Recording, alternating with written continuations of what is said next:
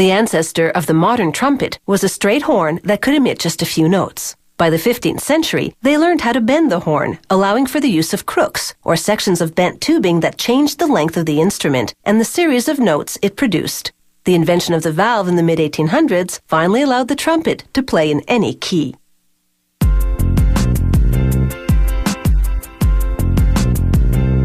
A trumpet is made up of 1.5 meters of tubing. 3 valves allow air to flow through additional tubing to alter the trumpet's pitch. Trumpets are made from sheets of metal, most often brass. This factory combines different thicknesses in a single instrument to attain a particular sound. Workers first lay a template on a brass sheet and trace it out. Then they cut along the score line with electric shears. This piece will become the trumpet's bell. A manually operated press forms a perfect fold down the middle.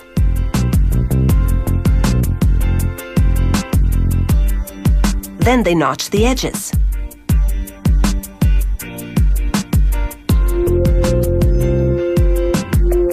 They close up the bell by hammering the notched pieces onto the opposite edge. They use a rawhide mallet because anything harder would damage the brass. They melt a brass alloy along the joint. It solidifies into a metal seam that bonds the edges to each other permanently. They slip the bell over a cone-shaped mandrel and hammer the brass until it too is cone-shaped.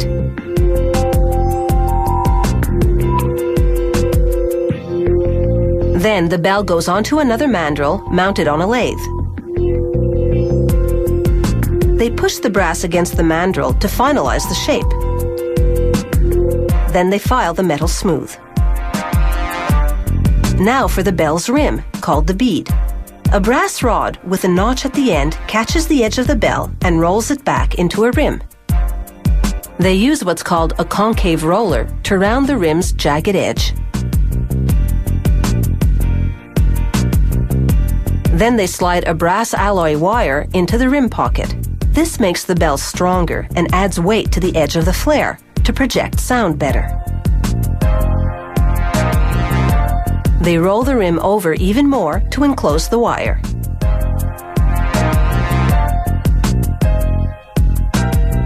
Now they heat the rim and apply acid flux to clean the surface for soldering. Lead or silver solder ensures the wire won't rattle when the bell vibrates. After wiping off the excess flux, they put the bell back on the lathe and scrape off the excess solder. Using an abrasive sponge, they smooth away any scratches left by the scraper. Then they remove any solder bits trapped in the rim. Now they fill the entire bell with a soap and water solution, then freeze it at -49 degrees Celsius. When the water is frozen, they place the bell in a bending block. The ice provides counterpressure, preventing the brass from buckling inward. The ice itself doesn't shatter under the pressure because the soap in the water makes it pliable.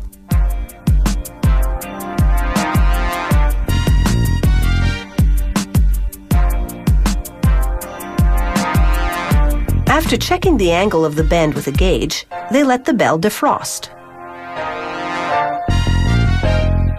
In the mounting department, workers assemble smaller components made of brass and nickel, valve casings, the sliding tubes to which they connect, the slide for tuning the trumpet, the pipe that holds the mouthpiece.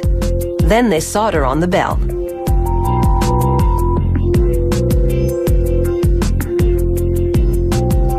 They lubricate 3 pistons and install one in each valve casing. These slides have to fit loosely enough to move freely, but tightly enough to prevent air leaks. One slide has a finger ring for holding the trumpet.